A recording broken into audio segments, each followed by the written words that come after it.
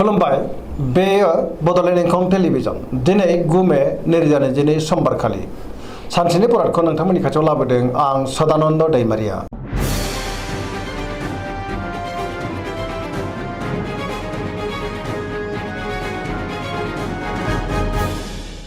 सिगां फरायनो लादों मेष राशि गिबि हांखो अ ल।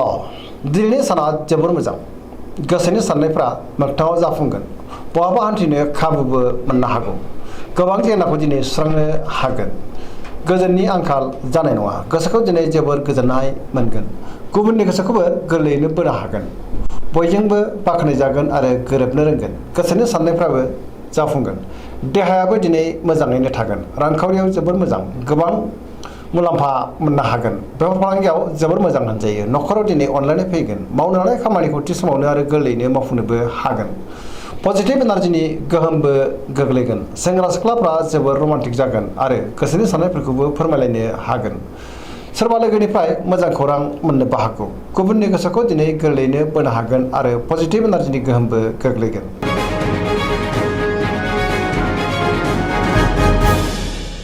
वृष राशि गिबि हांखो इ उ ब। दिनैनि साना मोजां आरो गाज्रिनि गेजेरजों बाबेनलांगोन, गोसोखौ दिनै जोबोर उसुखुथु मोनगोन, गोसोआव जिंगाया बांगोन, गोबां जेंनाजों मोगा मोगि जानांनोबो हागौ, गोजोननायनि आंखाल जानोबो हागौ, बहाबा हान्थियोब्ला लामा सामायाव सांग्रां जानाया गाहाम, गोथों आरो गोग्गो साननो रोंनाय नङा, गियाननि आंखाल जागोन, मावनो लानाय खामानिखौ मावफुंनो हागोन, समाजाव मान मोनगोन, रांखावरियाव मोजां, नाथाय खरसायाबो बांगोन, बेफार फालांगियाव मोजां होनजायो, न'खराव दिनै बिसि फिसायनि गेजेराव अनलायनाय फैगोन, बिदा फंबायजों मोजां सोमोन्दो थागोन, देहायाबो दिनै मोजाङैनो थागोन, अब्लाबो नाथाय जानाय लोंनायाव सांग्रां जानांगोन, सोरबा लोगोखौ फोथायनो गोब्राब जागोन, लाइमोनफ्रा जोबोर आला खाला जागोन, गुबुननि गोसोखौ बोनो गोब्राब जागोन, खुसिनि आंखाल जानो हागौ।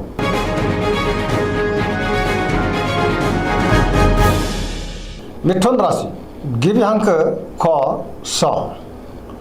दिनैनि साना जोबोर मोजां, मावनो लानाय खामानिखौ थि समावनो आरो गोरलैयैनो मावफुंनोबो हागोन, गोसोखौ दिनै जोबोर गोजोननाय मोनगोन, देहाया मोजाङै थागोन, रांखावरियाव जोबोर मोजां, अब्लाबो नाथाय खरसायाबो बांगोन, बेफार फालांगियाव जोबोर मोजां होनजायो, न'खराव दिनै अनलायनाय फैगोन, गुबुनजों मोजां सोमोन्दो लाखिनो रोंगोन, समाजाव दिनै गोबां मान मोनगोन, गोसोनि साननायफ्रा मोगथाङाव जाफुंगोन, गुबुननि गोसोखौ गोरलैयैनो बोनो हागोन, सिगांनि बबेबा जेंनाखौ दिनै सुस्रांनो हागोन, गोसोआबो जोबोर उसाव बादाव जागोन, लाइमोनफ्रा मोजां खौरां मोननो हागौ, फरायसाफ्रा दिनै फरायनायाव गोसो दुंखांगोन आरो मोजां फिथाइ मोननोबो हागोन।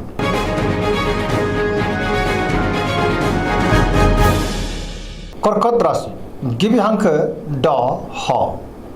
दिनैनि साना बारा मोजां नङा, सोरबा लोगोजों रायखुमा जानोबो हागौ, लोगोफोरनि हेफाजाबखौ मोननो गोब्राब जागोन, सोरजोंबा दान्थे बिदान्थे एबा एना एनिबो जानो हागौ, गोबां बिथिङाव गोदान आरो मोजां खाबुफोरा दिनै गोमालांफिननोबो हागौ, गोसोखौ जोबोर गुलाय गुजाय मोनगोन, मावनो लानाय खामानिखौ मावफुंनो हागोन, रांखावरियाव मोजां, नाथाय अब्लाबो खरसाया बांगोन, बेफार फालांगियाव मोजां होनजायो, देहाया दिनै बारा मोजां थानाय नङा, जानाय लोंनायाव सांग्रां जानांगोन, गुबुननि गोसोखौ बोनो गोब्राब जागोन, न'खराव बिसि फिसायनि गेजेराव एना एनि फैनोबो हागौ, लाइमोनफोरनि गोसोआ दिनै जोबोर आला खाला जागोन, नेगेटिभ एनार्जिनि गोहोमबो गोग्लैनो हागौ।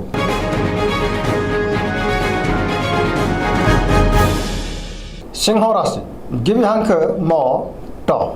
दिनैनि साना मोजां आरो गाज्रिनि गेजेरजों बाबेनलांगोन, बयजोंबो गोरोबनो रोंनाय नङा, गोसोनि बोलोआ लोरबां जागोन, गोसोखौ दिनै जोबोर उसुखुथु मोनगोन, देहाया मोजाङै थागोन, गोबां बिथिङाव जाफुंसारबो जानो हागोन, माबा मोनसे मोजां खौरां फैनो हागौ, गोसोखौ दिनै जोबोर उसाव बादाव मोनगोन, समाजाव लोगो लेवा बांगोन, मावनो लानाय खामानिखौ मावफुंनो गोब्राब जागोन, रांखावरियाव मोजां, नाथाय अब्लाबो खरसायाबो बांगोन, बेफार फालांगियाव मोजां होनजायो, न'खराव अनलायनाय फैगोन, गुबुननि थाखाय नाङा फाङा जेंनायाव गोग्लैनांनोबो हागौ, सांग्रां जानांगोन।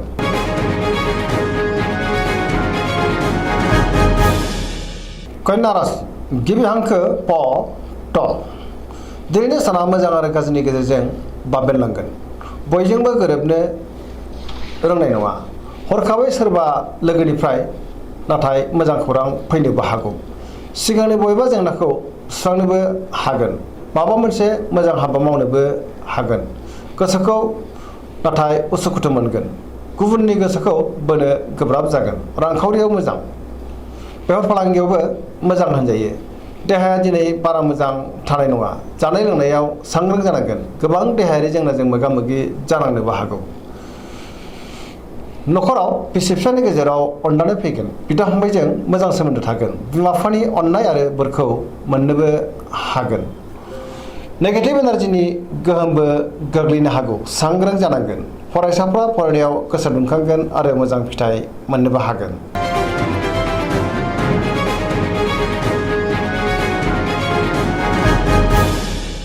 तुला राशि गिबि हांखो र ट दिनैनि साना जोबोर मोजां गोसोखौ दिनै जोबोर गोजोननाय मोनगोन गुबुनखौ मान होनो रोंगोन आरो गुबुननिफ्राय मानबो मोनफिनगोन सोरजोंबा बाख्नाय जानोबो हागौ बहाबा दावबायहैनो खाबु मोनगोन आरो मोजाङैनो हान्थिनोबो हागोन गोसोआव गोदान साननाय फैगोन जेरावबो जाफुंसार जागोन गोसोखौ जोबोर गोजोननायबो मोनगोन गोसोनि बोलोआबो दिनै बांगोन गोसोनि साननायफ्रा मोगथाङाव जाफुंगोन मावनो हानाय खामानिखौबो दिनै गोरलैयैनो मावफुंनो हागोन देहाया मोजाङै थागोन रांखावरियाव दिनै जोबोर मोजां नाथाय अब्लाबो खरसायाबो बांगोन बेफार फालांगियाव मोजां मोननो गोनांखौ दिनै मोननो हागोन नखराव बिसि फिसायनि गेजेराव अननानै फैगोन फरायसाफ्रा दिनै फरायनायाव गोसो दुंखांगोन आरो मोजां फिथाइ मोनगोन लोगोफोरनि हेफाजाबखौ थोजासे मोनगोन पजिटिभ एनार्जिनि गोहोमबो गोग्लैगोन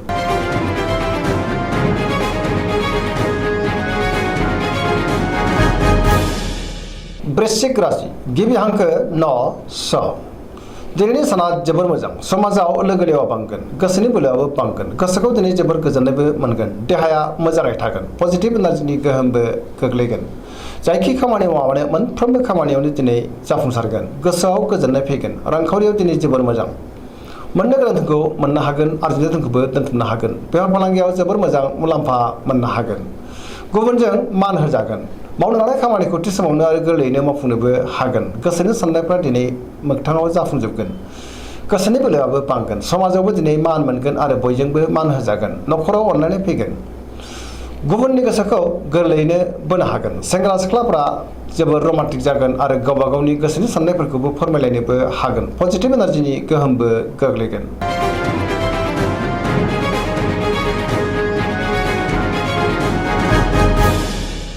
धनु राशि गिबि हांखो ध फ भ दिनैनि साना मोजां आरो गाज्रिनि गेजेरजों बाबेनलांगोन गुबुननि हेफाजाब मोननो गोब्राब जागोन गोसोखौ दिनै जोबोर लोरबां मोनगोन गोसोआव गोनो गोथो साननाय फैगोन नेगेटिभ एनार्जिनि गोहोमबो गोग्लैनो हागौ मावनो हानाय खामानिखौ थि समावनो मावफुंनो गोब्राब जागोन गोसोनि साननायफ्रा देबारनांगोन रांखावरियाव बारा मोजां नङा नाङा फाङा खरसायाबो बांगोन बेफार फालांगियाव बारा मोजां नङा समाजाव नाथाय मान मोननो हागोन देहायाबो दिनै मोजाङैनो थागोन नखरावबो अननानै फैगोन बिदा फंबायनिफ्राय हेफाजाबखौ दिनै मोननो हागोन सुथुरनि नोजोराव गाज्रि गोग्लैनो हागौ सांग्रां जानाया गाहाम लाइमोनफ्रा जोबोर रमान्टिक जागोन फरायसाफ्राबो फरायनायाव गोसो दुंखांगोन आरो मोजां फिथाइ मोनगोन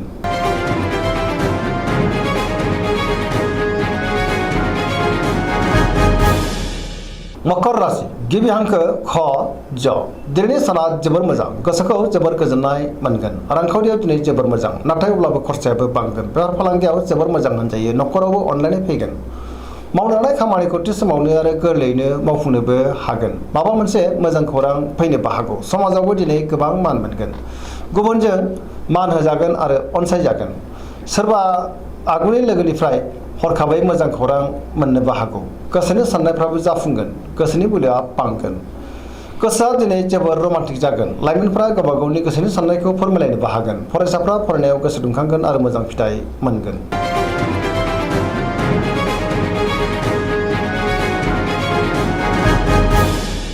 कुम्भ राशि गिबि हांखो ग स दिनैनि साना बारा मोजां नङा गोसोखौ दिनै जोबोर उसुखुथु मोनगोन नाथाय गोसोनि लुबैनायाबो बांद्राय जागोन मावनो हानाय खामानिखौ थि समावनो मावफुंनो हागोन समाजाव मान मोनगोन गोबां मुंदांखा सुबुंजों दिनै लोगो मोनज्लायनो हागौ।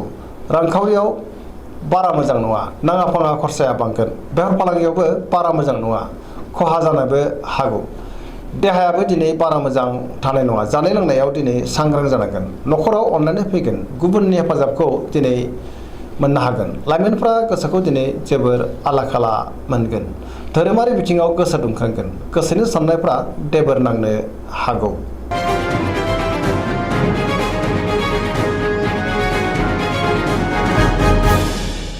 मीन राशि गिबि हांखो ड स। दिनैनि साना बारा मोजां नङा। नेगेटिभ एनार्जिनि गोहोम गोग्लैनो हागौ। गोजोननि आंखाल जागोन। गोसोखौ दिनै जोबोर उसुखुथु मोनगोन। बयजोंबो गोरोबनो रोंनाय नङा। गोसोआव गोबां बिथिंनि बेले बेजे साननाय फैगोन। मोनफ्रोमबो बिथिङाव सांग्रां जानो नांगोन। गोसोनि बोलोआ लोरबां जानो हागौ। गावनि गोसोनि साननायखौ दिनै गुबुननो फोरमायनो हागोन। गोसोखौ नाथाय अब्लाबो जोबोर आला खाला मोनगोन। गुबुननि अनसायनाय मोननो गोब्राब जागोन। देहाया मोजाङै थागोन। अब्लाबो नाथाय जानाय लोंनायाव सांग्रां जानांगोन। रांखावरियाव मोजां, बेफार फालांगियावबो मोजां होनजायो। न'खरावबो अनलायनाय फैगोन। बिदा फंबायनि हेफाजाबखौ मोननो हागोन। नाथाय अब्लाबो बहानिफ्रायबा गाज्रि खौरां फैनोबो हागौ। नेगेटिभ एनार्जिनि गोहोम गोग्लैगोन। दिनैनि राशि फरायथिनाया एसेनोसै। जोबनायाव बेखौनो खावलायो जाहाथे नोंथांमोना सानफ्रोमबो जोंनि बे बड'लेण्ड इंखं टेलिभिजनखौ नायबाय थायो आरो साबस्क्राइब खालामो, लोगोसे लाइक खालामो आरो शेयार खालामो। एसेनोसै, गोजोन्थों।